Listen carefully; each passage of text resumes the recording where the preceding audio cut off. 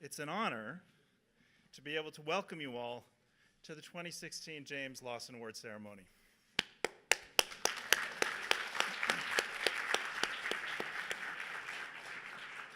I want to recognize those of you in the audience at the ICNC Summer Institute.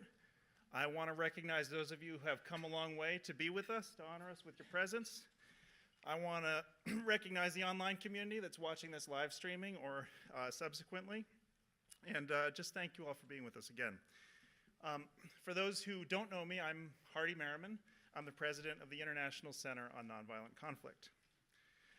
The James Lawson Award was established in 2011 to honor people or organizations in any of three lines of work. The first was organizers and activists who are outstanding in their leadership, courage, and strategic use of nonviolent civil resistance. The second is journalists whose work captures civil resistance movements and brings greater global attention to them. And the third is educators and scholars whose work significantly advances people's understanding about civil resistance. The award itself is named after Reverend James Lawson, one of the foremost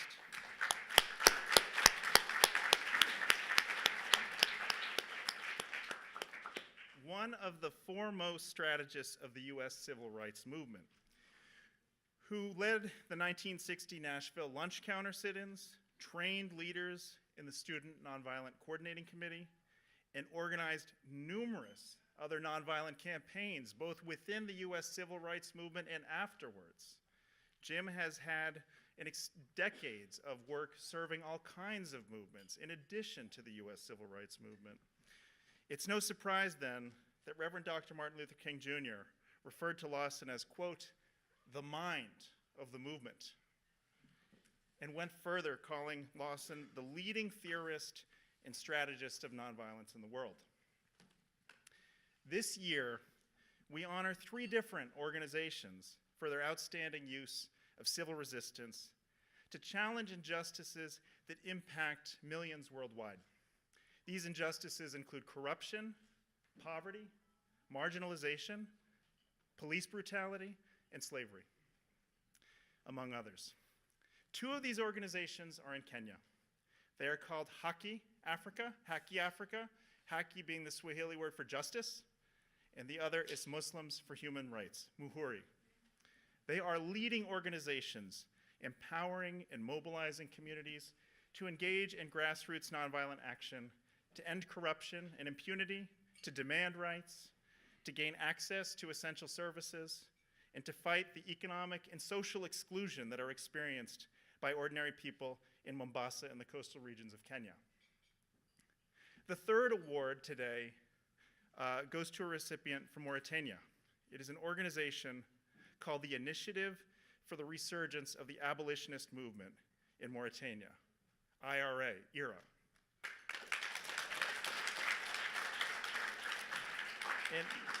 And it is at the forefront of a nonviolent struggle against slavery. Its actions have led to the liberation of thousands of slaves from Mauritania's system of coerced servitude. And despite arrests of its leadership, IRA continues its work to free slaves and end discrimination against oppressed groups in Mauritanian society.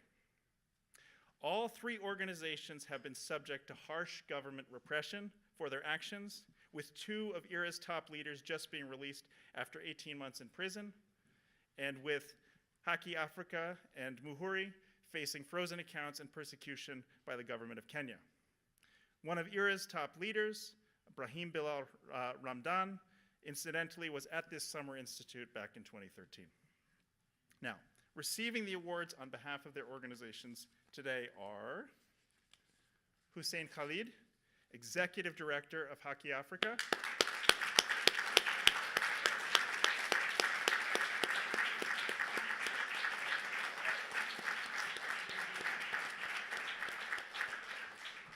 we're thrilled to have Hussein with us for the entire week, with as well Hassan Abdile, Executive Director of Muslims for Human Rights.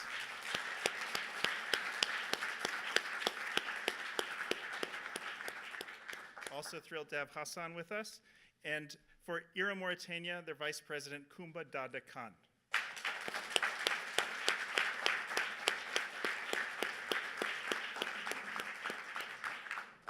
We are deeply honored to present the Lawson Award to these three courageous, strategic, and inspiring organizations and organizers. Each of them is shaping their societies for the better, and their efforts are a model and a beacon for others around the world striving to achieve their rights, freedom, and justice. Now first, to introduce and give the awards to Haki Africa and Muslims for Human Rights, I invite up to the podium Shaska Byerly. Shaska is a senior advisor to the International Center on Nonviolent Conflict and also a non-resident fellow at the Center for Transatlantic Relations at Johns Hopkins University. Shaska is also one of the leading experts in the world on civil resistance movements against corruption and how corruption can be challenged by ordinary people at the grassroots from the bottom up. It's no surprise she's written a book, a groundbreaking book in 2014 entitled Curtailing Corruption, People, Power for Accountability and Justice. And more recently, she created an anti-corruption curriculum, which I believe is freely downloadable online. It's called Freedom from Corruption, a curriculum for people, power movements, campaigns, and civic initiatives. Please welcome Shaska Byerly to introduce Haki Africa and Muhuri.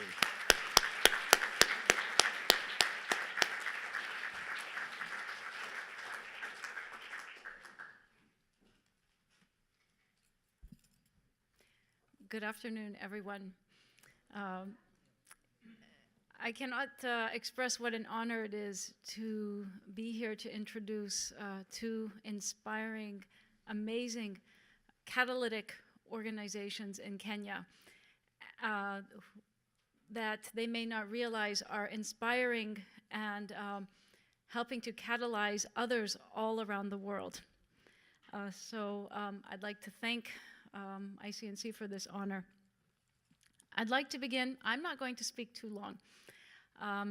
Many of us had the privilege to learn more about what Muhuri, Muslims for Human Rights, and Haki Africa are doing last night. So we have that excellent background. But I'd like to share with you two very short vignettes that illustrate how groundbreaking their activities are and serve to illustrate why, in a way, they have received this award today. The first is a vignette from, I was at a meeting of people who are in the anti-corruption and transparency and accountability world. So there were many people coming from international NGOs, and experts from multilateral development institutions, and we meet to discuss issues. And so we had and in one discussion we were talking about the role of citizens and the capacities of citizens to impact corruption and to gain accountability. And one gentleman who is very much committed to fighting these injustices in a way very candidly said, but is it fair to expect people who have little education, little knowledge, little training, and little experience in working in anti-corruption, is it fair to expect them to be able to bring forth change? I think that we will learn that the answer is it is absolutely fair to expect them because they are doing it, and they are doing it in Kenya and in other places around the world. Then I was at a meeting once with in a big multilateral institution that was on, the topic was citizen engagement. This was a big conference. And one of the senior officials from this institution, at one point, it was sort of towards the end, sort of wrapping up a days-long discussion, said, citizens play an important role. You have governments, and you have civil society, and it's NGOs and CSOs which are the bridge between the governments and the citizens. And it's so important that we support citizens. So I was thinking, well, are you talking about NGOs or are you talking about citizens? These kinds of experiences that some of us have give us a sense that of what a lot of people in our fields of anti-corruption, human rights, development, fighting poverty, think about regular citizens. They are thought of as victims, which is true. Oftentimes people are victims. They are described sometimes as stakeholders, and most often they are also called beneficiaries. So they are receiving something that's coming to them. But they are not called protagonists. They are not called change makers. And they are not called game changers, which is a new term that the international anti-corruption community is using. And today, we are honoring the protagonists, the change makers, and the game changers because they are actually getting change. They are bringing forth real changes that people can feel and see in their everyday lives. So what can we learn from Muhuri and Haki Africa? The phenomena of civil resistance, we can call it people power, nonviolent action, and that's just in English, and in all our languages we have many different terms to describe this phenomena. But this phenomena at its core, no matter what you call it, is manifested in many different ways, in many different forms, and at its core it involves people organizing together around shared objectives, raising their voices to injustice, making demands, and using a variety of nonviolent actions to put pressure on power holders. And sometimes it's not 1 million people on the streets. Sometimes it's one little tiny community in a slum. But that community is the equivalent of 1 million people on the streets. Because when that little community is empowered and rises up and uses in a strategic way nonviolent tactics, it is as if you have 1 million people on the street. The second lesson we can learn from Muhuri and Haki Africa is that NGOs, non-governmental organizations, and civil society organizations can be catalysts of civil resistance and nonviolent action and people power. And they can be a source of it also. And so they're teaching us that how civil resistance is waged, how it emerges, has many, many different forms, and we can learn from all of this, and this can be incorporated into so many things that we do in the civic realm. Haki Africa and Muhuri have as one of their key pillars of activity, mobilizing and empowering people, regular people at the grassroots in their communities. They incorporate this mobilization and civil resistance element along with traditional advocacy, using legal mechanisms, and power holder engagement. They do it in a strategic way. It's not as if they say, okay, it's Monday, we'll do civil resistance, and it's Tuesday, we'll do, power holder engagement. No, everything has a reason. And that is something that we can also learn, those of us who are in civil society organizations and NGOs, and those of us on the outside who want to support these organizations. And I will give you an example of something. There are many things you heard about last night, but some of you heard about the six-step social audit that was developed by Muhuri. 6 steps, and very quickly, information gathering, step 1. 2, training local people who live in slums. 3, educating and mobilizing fellow citizens in the communities. 4, inspections. So inspections of constituency development fund projects. 5, holding a public hearing which was adapted from, not copied, but adapted from the Indian Right to Information movement and the John Sunwai forums, which was an interesting tactic that was developed by, that came out of India.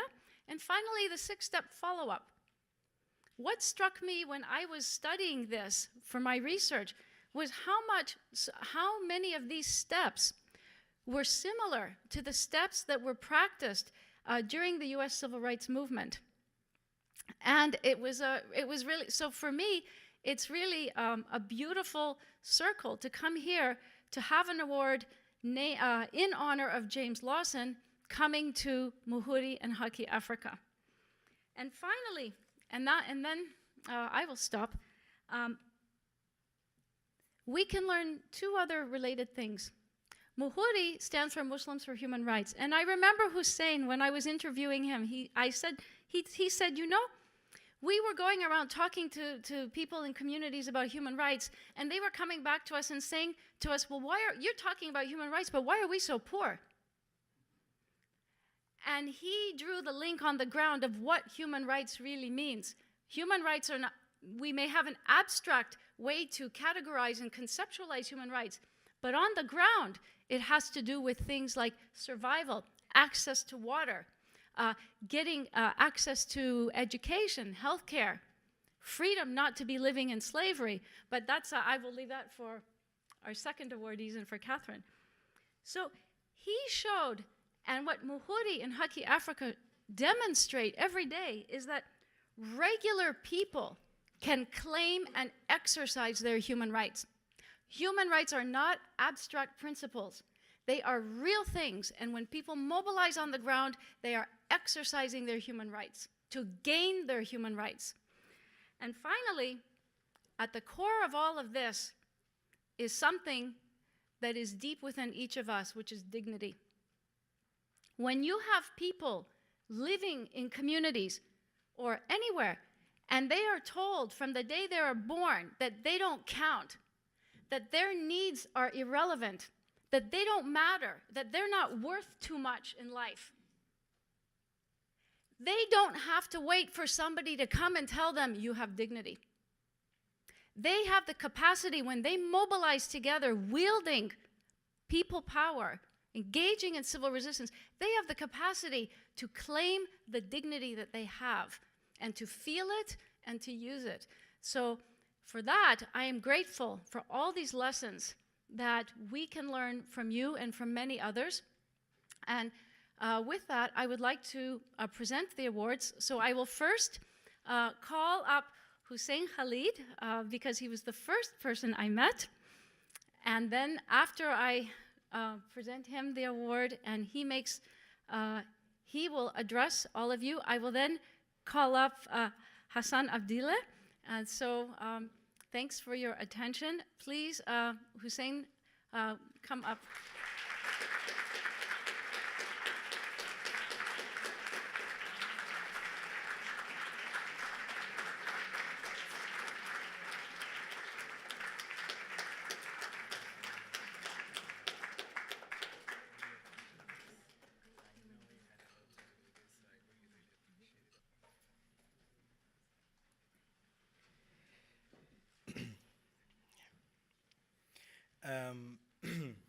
Thank you very much, Shazka and ICNC. I met Shazka several years ago when I was working as the executive director of Muhuri. And she was so inspired by what we were doing then. And to me, you know, sometimes you do this work and you feel it's just, you know, is this really something special? We're just trying to improve the lives of our communities. But then, you know, when she just communicated what we were doing, sometimes you just have to hear it from another person. I'm speechless, and last night we had a conversation with colleagues at the office on, you know, whom to dedicate this award to. And I think it was a unanimous decision that we have to dedicate this award to our almost 80-year-old chairman, Mr. Munir Mazrui. Mr. Munir Mazrui has been working in the civil rights movement for many years, and he's done quite excellent work.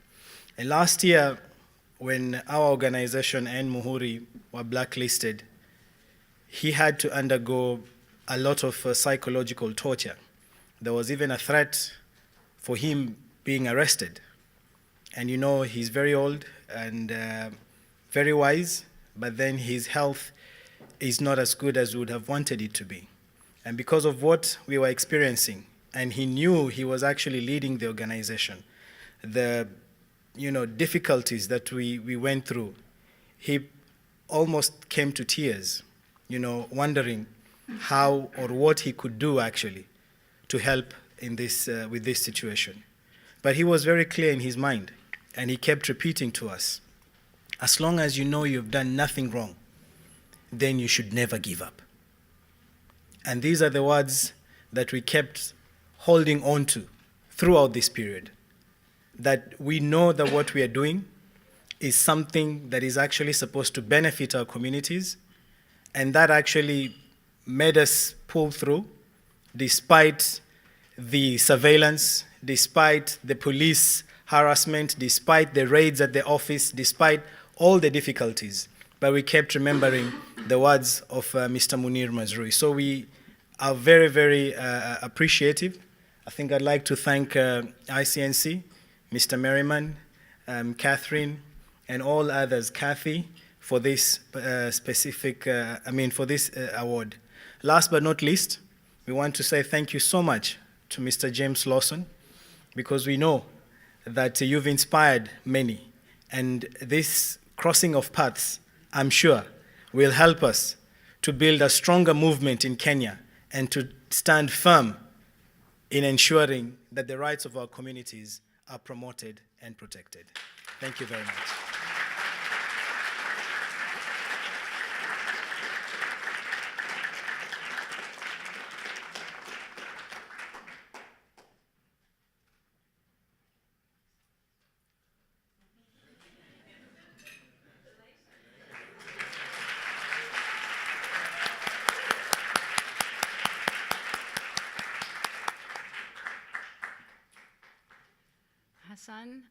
Hassan Abdillah, would you please come up?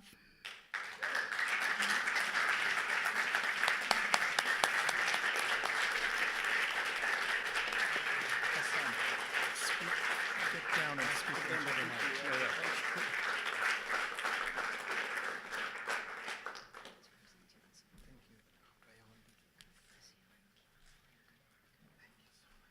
Thank you so much.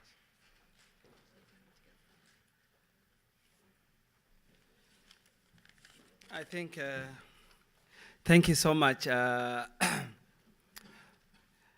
would really want to make a few comments, and I think I would want to start with this and say the greatest discovery one can make is that you see there is nothing impossible. That is the most important thing. So I think generally I dedicate this to all the staff who work for Muhuri and the board officials, the board of directors for Muhuri, who have been very instrumental in terms of how they supported our processes of working, and also the inspiration we got from the communities that we support, and the way we engage with those communities. And I think where there is a will, where there is a way, where there is a will, they say where there is a will, there is a way, isn't it? And basically the thing is, so long as you're on the right track and you're doing the right thing, I think you don't have to fear, especially those who work in the civil rights movement or in the civil resistance sector. I think the most important thing we have to identify and see and basically stop within what we do is the issue of fear. That shouldn't come if you really want to achieve something. And I think always try to do the best thing you can in this world, and the good things will really come back to you. And with those few remarks, I say thank you.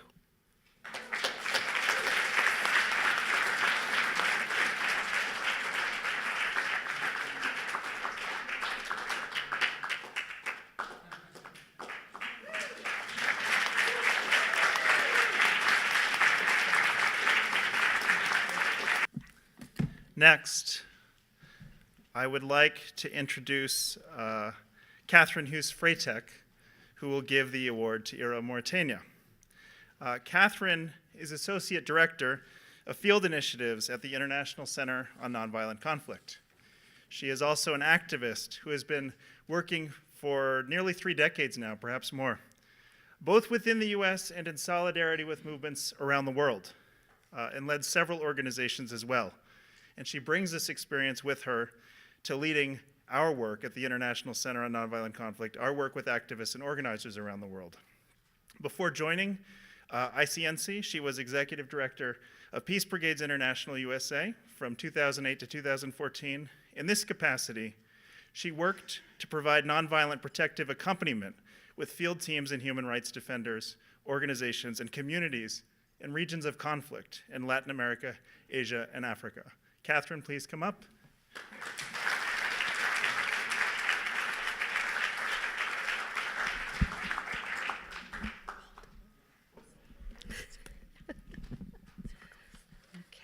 So welcome, everyone. Thank you, Hardy. I'm being told by Amber, who is our great logistical person, that I need to speak closely because of the online group that's listening in around the world. So welcome, everyone.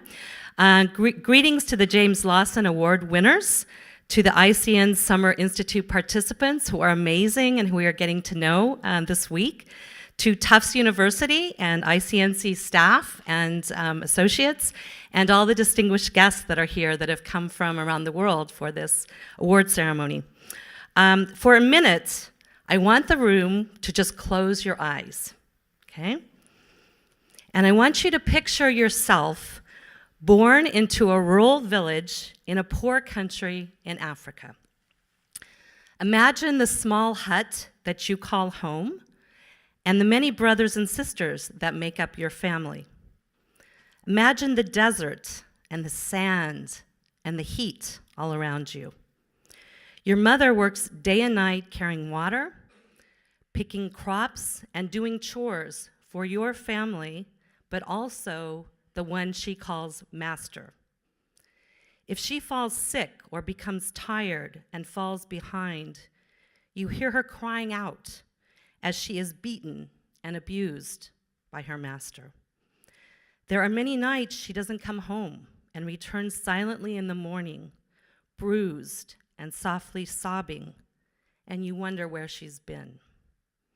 As you begin to walk, you learn that the color of your skin differentiates you from other children around you who have enough to eat and time to play and are beginning to go to school, things you can only dream about. You are a slave, following in your mother and grandmother's footsteps, and have no right to property or income or basic human rights. And you are taught that even your religion actually reinforces this state of affairs, and that in the eyes of your God, your master has value, and you and your family and those of the same color do not. Yours is a hard life, but it's the only life you know, and you cannot imagine another one. So let's open our eyes. Okay, thank you. Unfortunately, this is not just a dream, but a reality for a large percentage, up to 20% directly impacted by slavery, and 140,000 people enslaved in the 21st century, in 2016, in the country that Global Slavery Index rates as the worst in the world for slavery, the country of Mauritania. It wasn't until 1981 that Mauritania officially abolished slavery, and not until 2007 that slaveholders could be prosecuted under the law. And this is 2016 we're talking about now. At the ICNC Fletcher Summer Institute in 2013, we were fortunate to have the presence and voice of a man who grew up in a situation similar to that I just described to you. He spoke eloquently to us about his experience growing up as a slave, born to a slave mother, one among many generations. He spoke of the unusual chance he had to become educated and his realization that he was a slave, and also that he would no longer live as a slave, no matter the risk.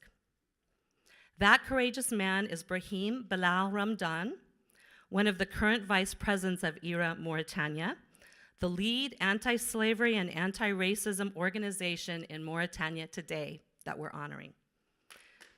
Thank you.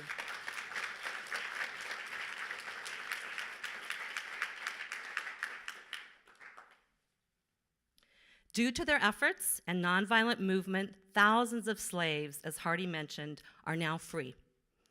IRA Mauritania was founded in 2008 by a visionary leader named Biram Da Abeid, who is its current president.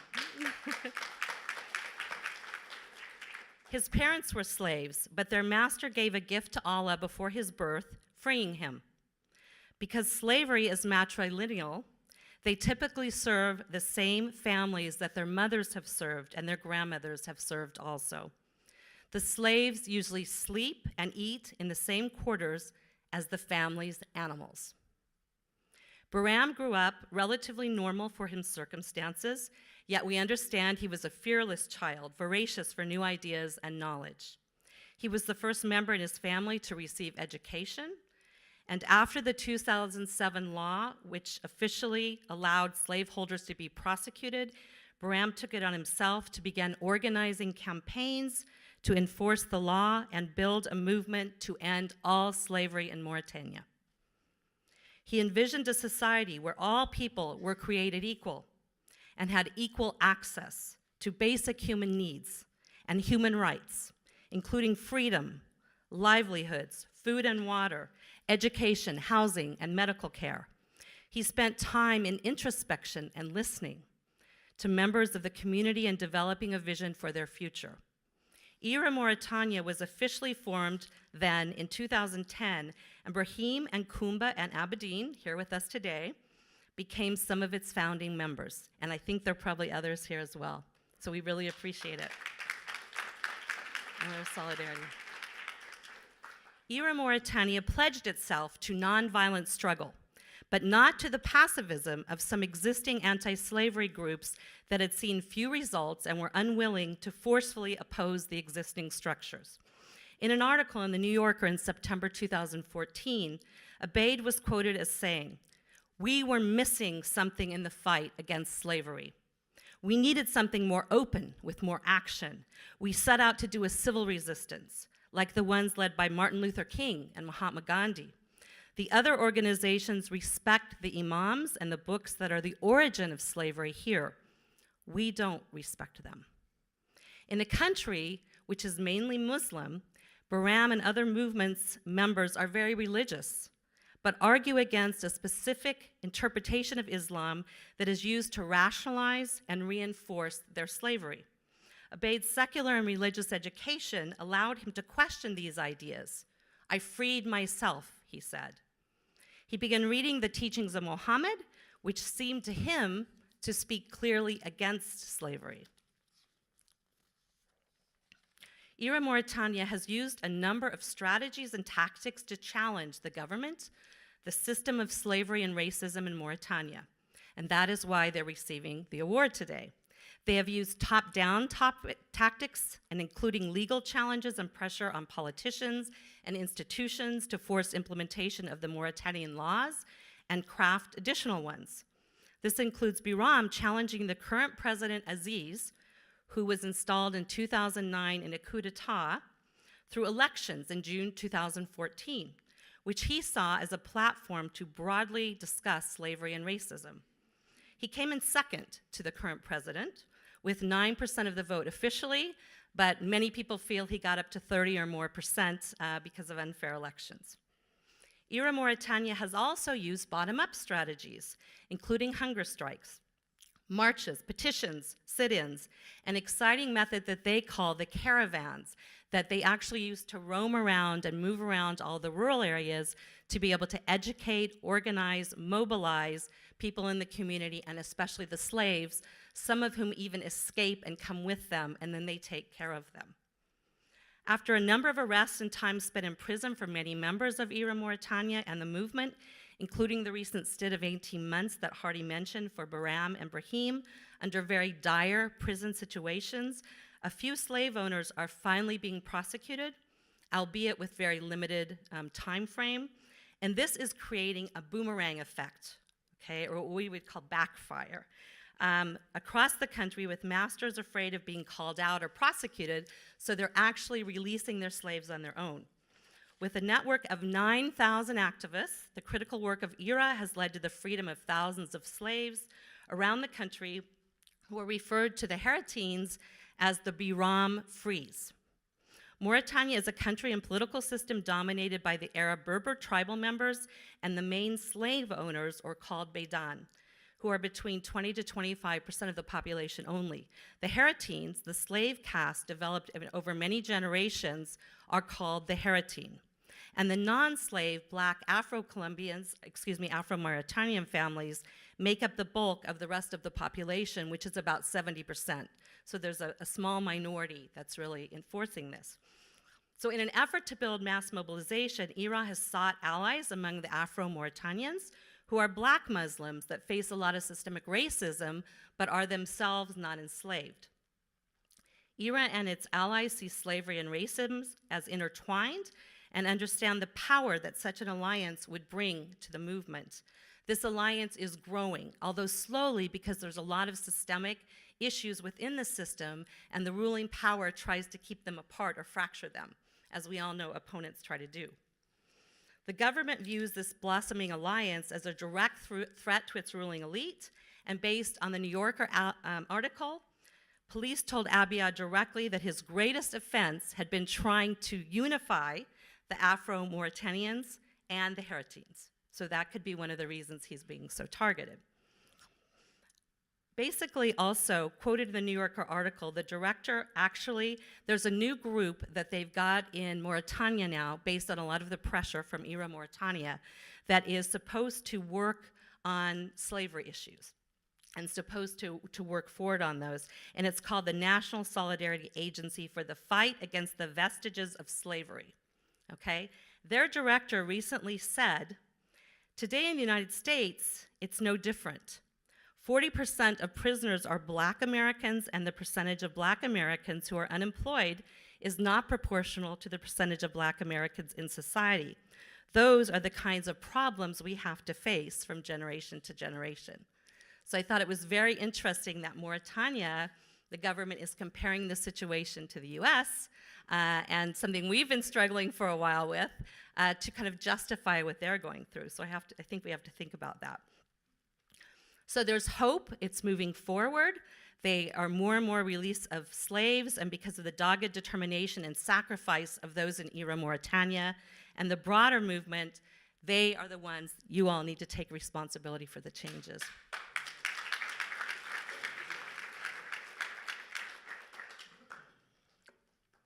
And I just want to mention also international allies and external actors have been very important as well, and we've been talking about this. So the UN, EU, US government and others have stood for and supported IRA Mauritania and many of their issues, and actually helped pressure recently to free the two men that were arrested, their two leaders, as well as pushing for other laws that they've been working for. However, IRA continues to struggle. We mentioned they've just been released from many long months in prison in very bad conditions, and they're operating on a shoestring budget and also not being allowed to register in the country because of the repression. On a positive note, and I'm getting close to being able to give them an award, they've been recognized more and more. They've had a Frontline Defenders Award. They've been recognized with the Tulip Award recently from the Dutch government. And we understand from Aberdeen and Kumba, and talking with them, that actually the news of this James Lawson Award came the day before, when the judge was actually considering the case and being let out early for the two men, Bahram and Brahim. And actually, because it was focused on nonviolent action, because it came from an international organization and a group that it saw as credible, that actually had something to do with their release as well, we think. And so that's also a great thing to know. So it seems quite appropriate, therefore, that IRA Mauritania, a giant in the Mauritanian anti-slavery and anti-racism movement should receive this James Lawson Award from the Reverend James Lawson, who is a giant in the civil rights movement in the US. Yep. We see great hope for the success of IRA Mauritania's movement, knowing from our own experience in the US that entrenched political, economic, and cultural institutions such as slavery, racism, cannot be defeated overnight. It's been a long struggle for us and we're still continuing. But with people power, creative and courageous grassroots leaders, and smart strategies and tactics focused on involving all sectors of society, such egregious injustices perpetrated by a violent and coercive system can and do fall. I'd like to end with one of my favorite quotes from Martin Luther King Jr. There comes a time when one must take a position that is neither safe, nor politic, nor popular, but he must take it because his conscience tells him it is right. And I think this describes what you all are doing very much. So I'd now like to present the award, if you guys want to come up, to one of the last winners, IRA Mauritania. I'm going to be giving the award to Kumba Dada Khan.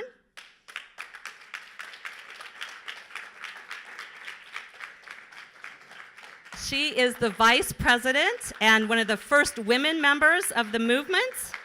And Abedin Marzouk, who is the IRA representative from Europe, is here also. Congratulations. Thank you so much. And for your amazing and courageous work. Thank you very much. Thank you. Kumba Dada Khan will give a speech in French. Sorry for that. And later on, I will try to translate it into English. I hope my accent will be acceptable by you all to understand my speech. Please.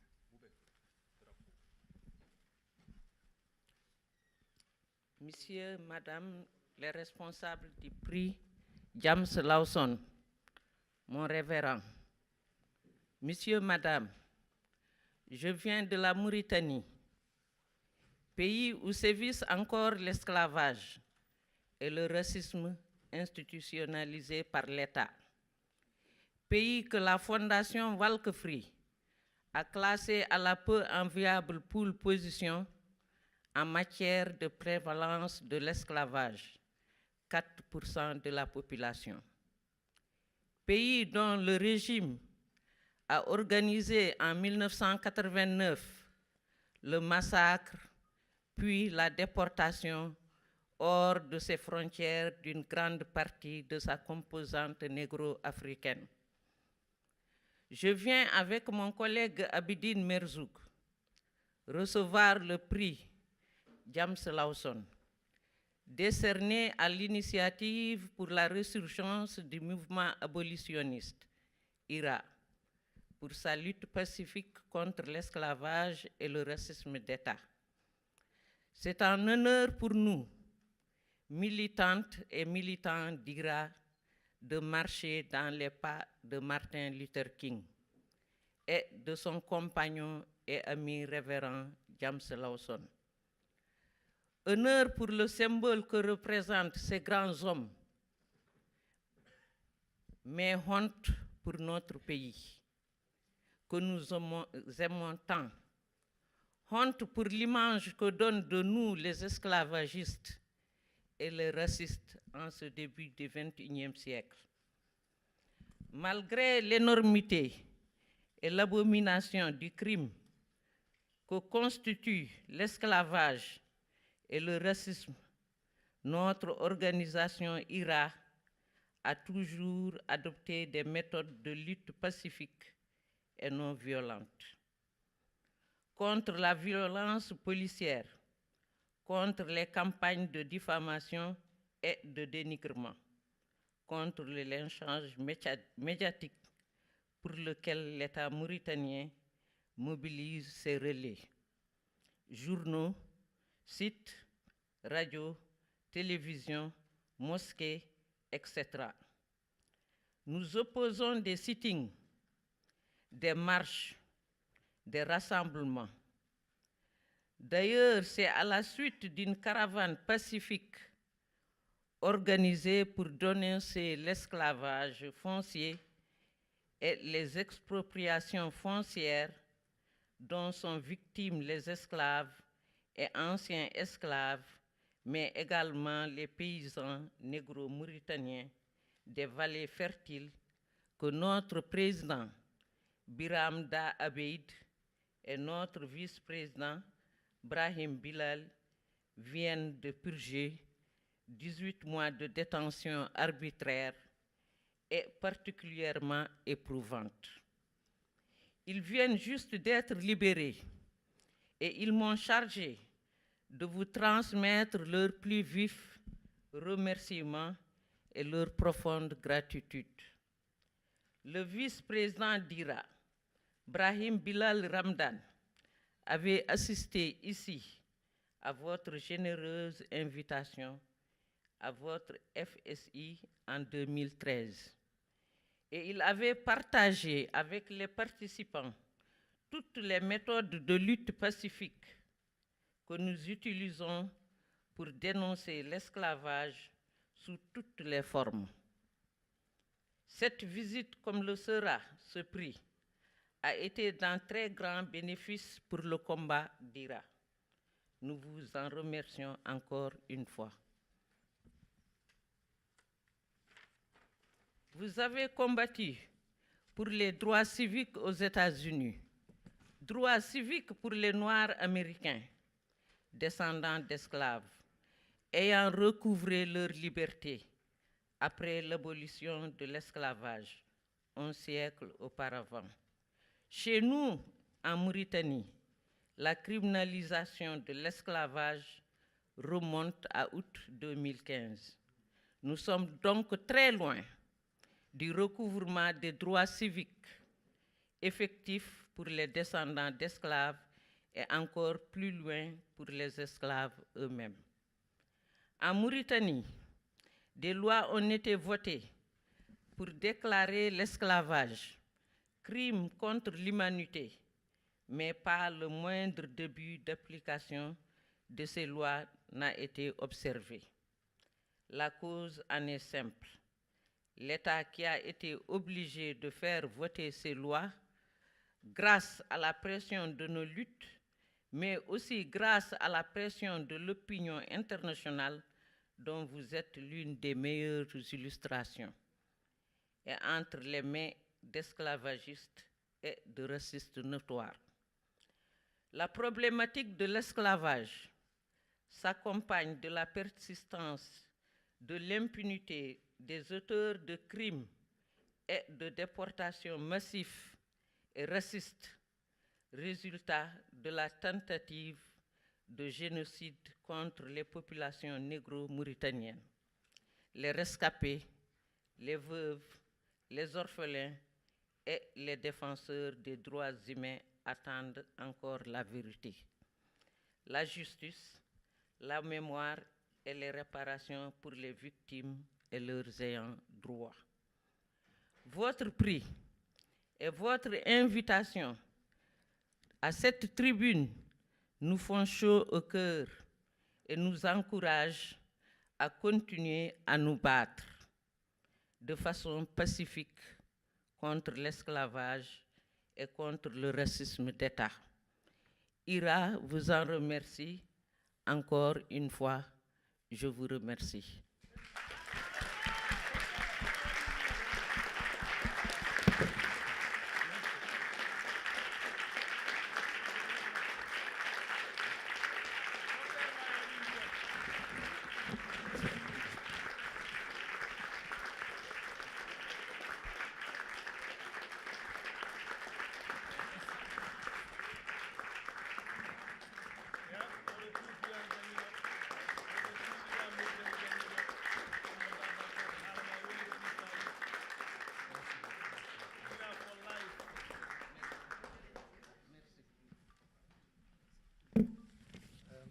Merci beaucoup.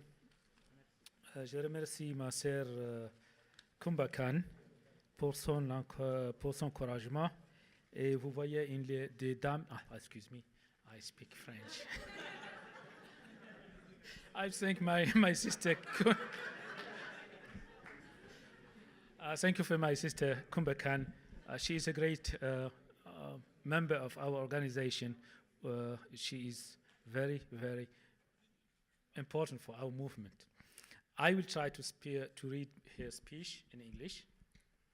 Ladies and gentlemen, esteemed members of the James Lawson Prize Committee and all attendees, ladies and gentlemen, I come from Mauritania, a country where the slavery remain rampant alongside international racism by the national government, a country that Human Rights Anti-Slavery Foundation Walk Free classified as the worst defenders in terms of the prevalence of slavery. Around 44% of the population are victims. A country whose authorities in 1989 committed a massacre of forced deportation and large portion of its non-Arab citizens. I came with my colleague Abidine Marzouk to receive the James Lawson Prize bestowed to our organization, the Initiative for Resurgence of the Abolition Movement, IRA, for its peaceful struggle against slavery and state racism. It is an honor for us, men and women of IRA, to walk in the footsteps of the Reverend Dr. Martin Luther King and his companion and friend, Reverend James Lawson. Another honor for the legacy that these two great men represent, but a shame for our country that we love. Shame for the image that our country has earned due to the persisting scores of slavery and racism that remains in the 21st century. Despite the enormity and abominable nature of the crimes and slavery and racism, our organization IRA has always adopted the principle of peaceful and nonviolent resistance.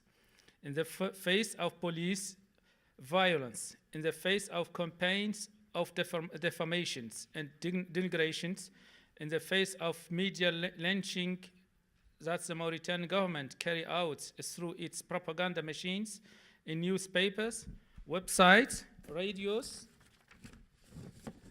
televisions, and mosques, we conducted our opposition through sit-ins, peaceful march, and demonstrations.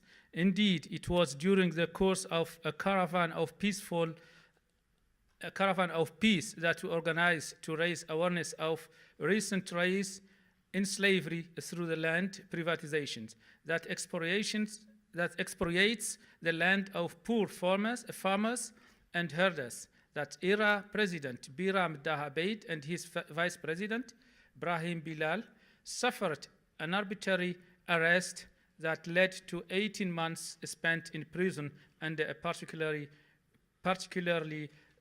stressful conditions.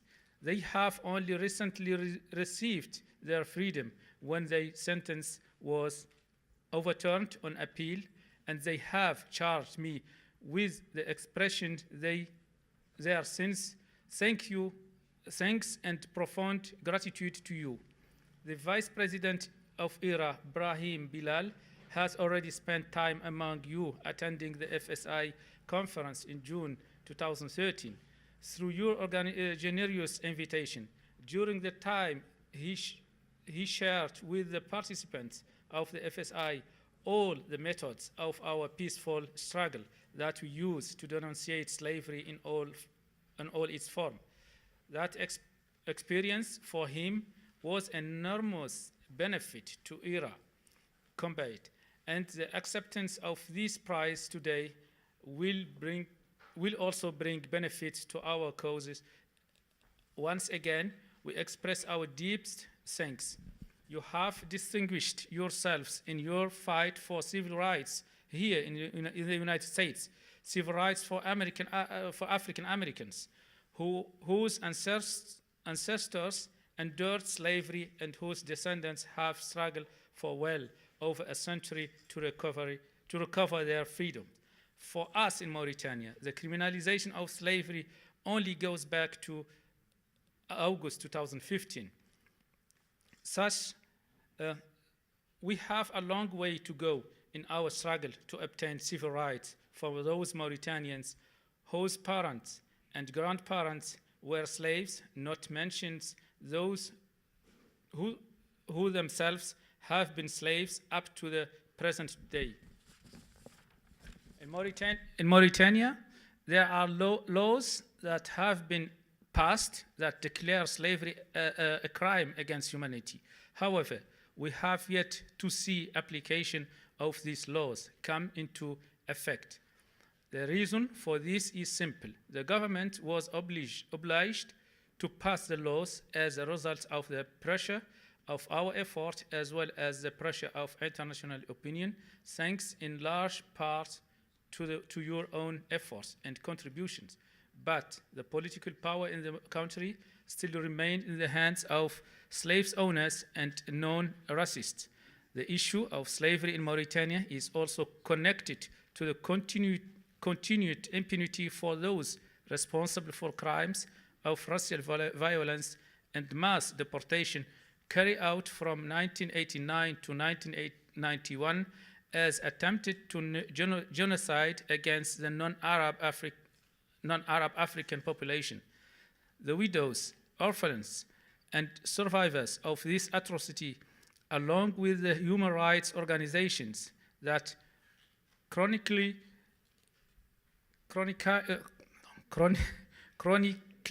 its unfolding, continue to wait for the truth to be acknowledged, for justice to prevail, and for recompense for the victims and their families. Your award and your invitation to this receptions today warms our hearts and gives encouragement to continue our struggle through a peaceful means against slavery and against the racism of the state. IRA Mauritania, thank you again for your support.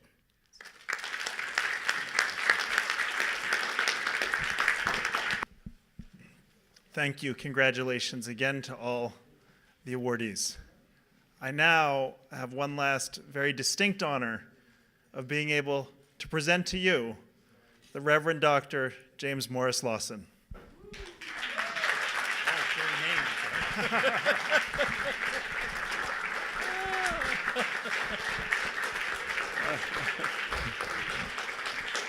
Thank you. Does this mic work? Yes, it does. So I'll use this mic. Yeah.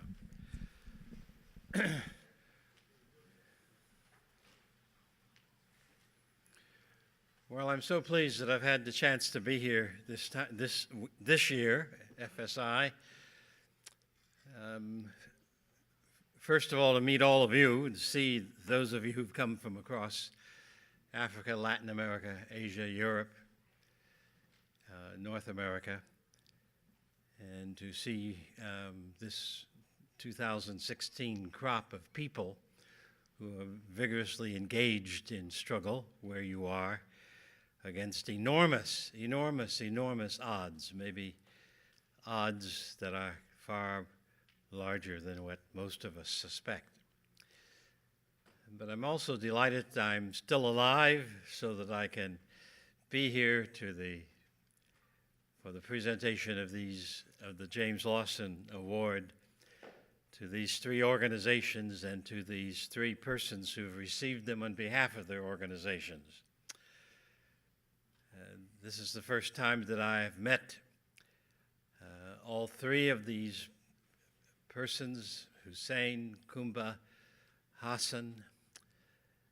I've already admired them from a distance as well as close up.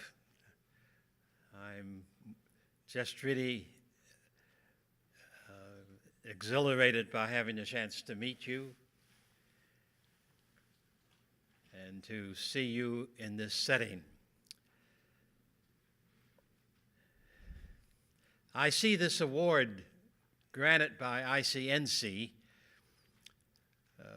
as not an award that's important that it's my name on it, as so much as it represents the historic struggles in the United States for equality and liberty, justice for every boy and for every girl, for all citizens.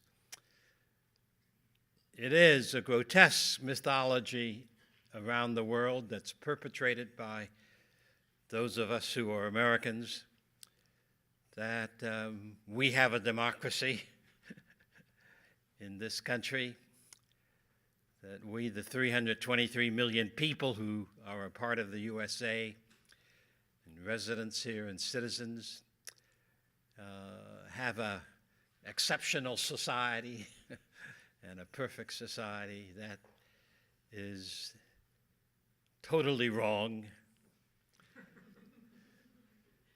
We have an emerging, developing society.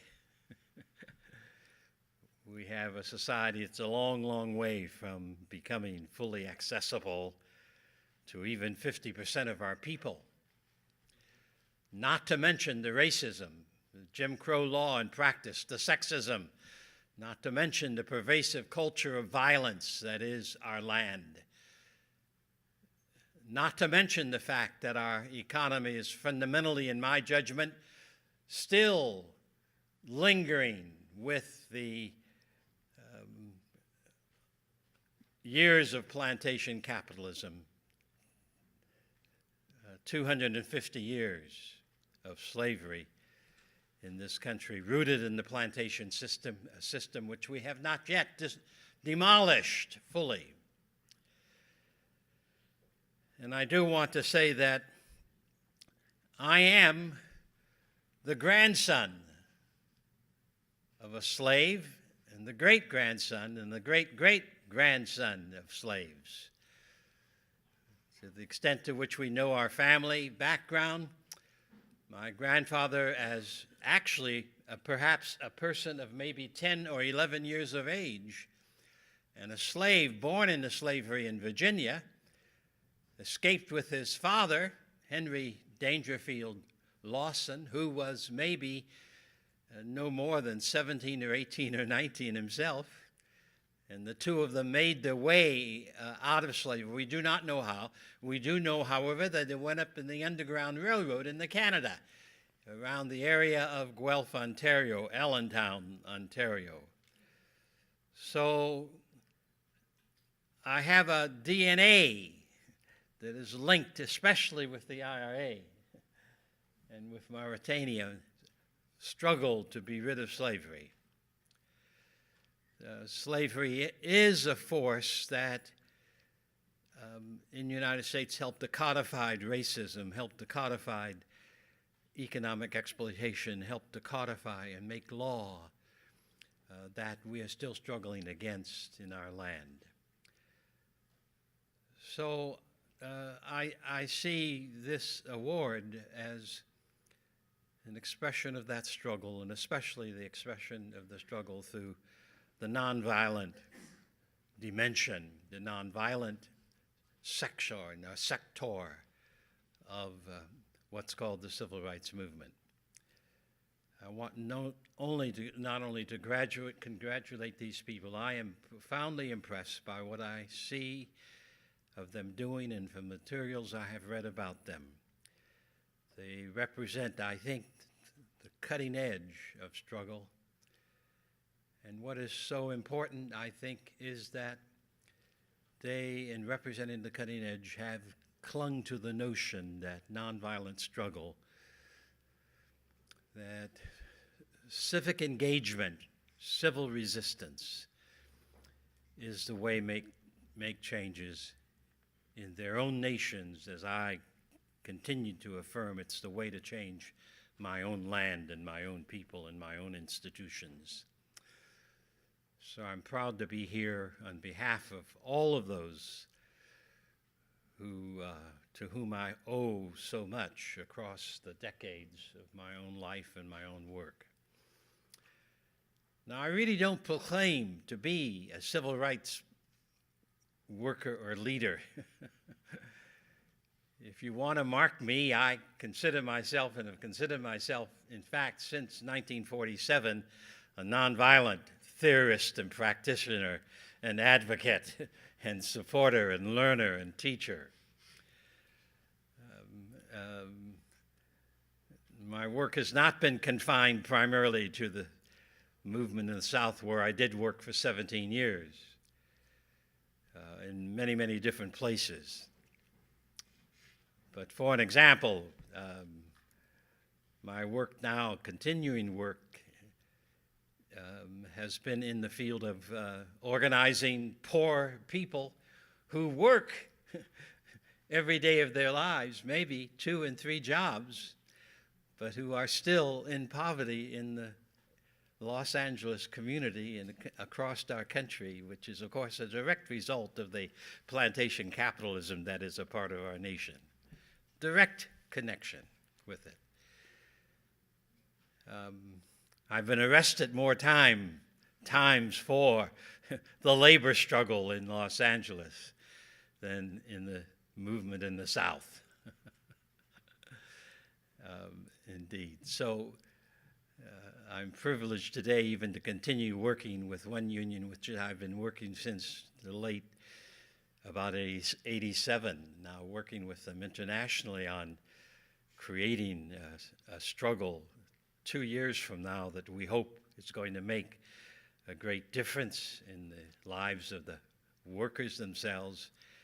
And to me, it's been a great privilege to be identified with that work, because I am convinced that we in the United States cannot have a fully accessible democracy if we do not have millions and millions of working people who are in labor unions and who are awake and working on their own, in their own locality, for the benefits of their labor and for the benefits of their community and the benefits of others.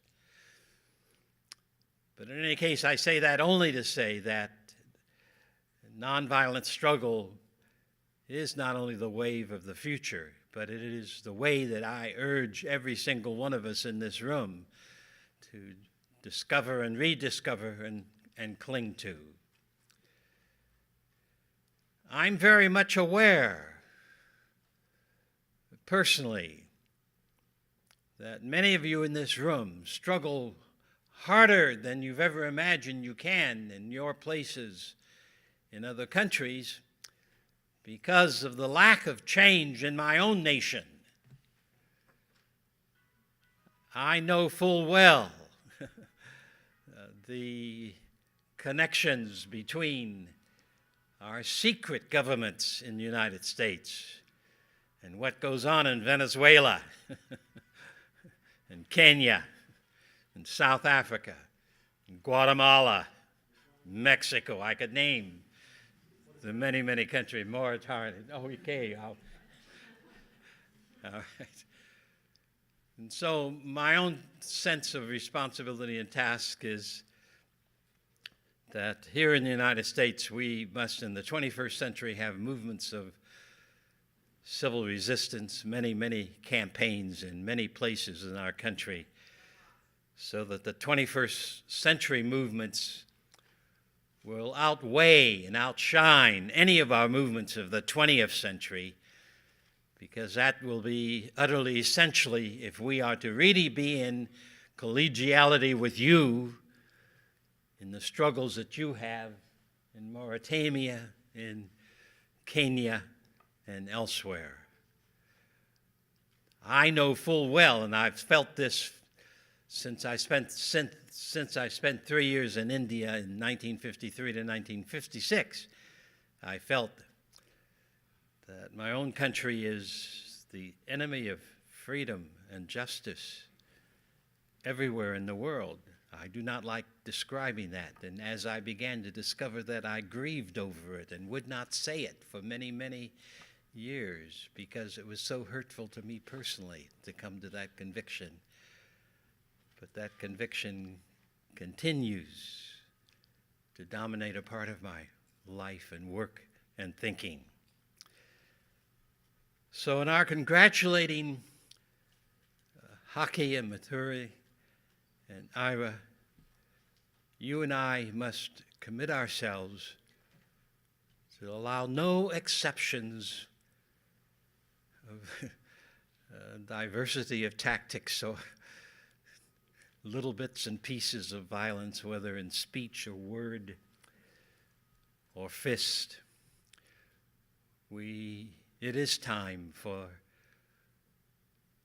great advance of violence across the face of the earth through the Western exploration and expansion and conquest.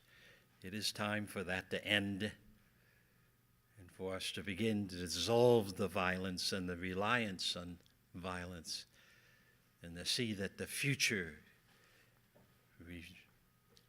belongs to the politics of nonviolence, to the politics of civil resistance, to the politics of persistent resistance, political defiance, whatever the words are that we use. That's where the future lies. And I'm proud to be connected with ICNC and its work. In my judgment, its work is the most critical work in my own country and in Western civilization, period. To collect and gather and make available the enormous experiences of ordinary people like you in this room, who all around the world, throughout the history of humankind, have discovered, oftentimes without theorizing or inventing slogans or titles, but who have recognized that nonviolent struggle, that is, the values of their own life, the values of their own spirits, the values of their own families, the values that can guide us more concretely into a new earth and new heaven. So, in honoring these three organizations and the three persons who've received the awards on behalf of those organizations, in hoping in this award we give them a new boost of energy, of vitality, a new encouragement, a new small, tiny word, but a word that can so root in their own experiences, in their own souls, that they will take heart and redouble their own efforts to do the work of truth and beauty and justice in their own communities and thus in our world. But to all of the rest of us, it is so very urgent that we allow no conventional wisdom to let us be seduced into the theories of violence and the speculations of harming other people, and to instead put our whole weight in this task of helping us, all of us, and helping our countries, all of our countries, to do the work that can transform this old order into a new order that will be beyond our imagination and understanding. So I say to you, Godspeed in every fashion, and let us renew our own commitment to the teaching, to the preaching, to the demonstrating that the powers of truth and beauty and love and compassion, of justice, of equality, of wonder, the value of human life itself, is the way by which we can best authenticate our own continuing journeys. Again, all praise and thanksgiving to Hakim Mahuri and Ira Maratoni.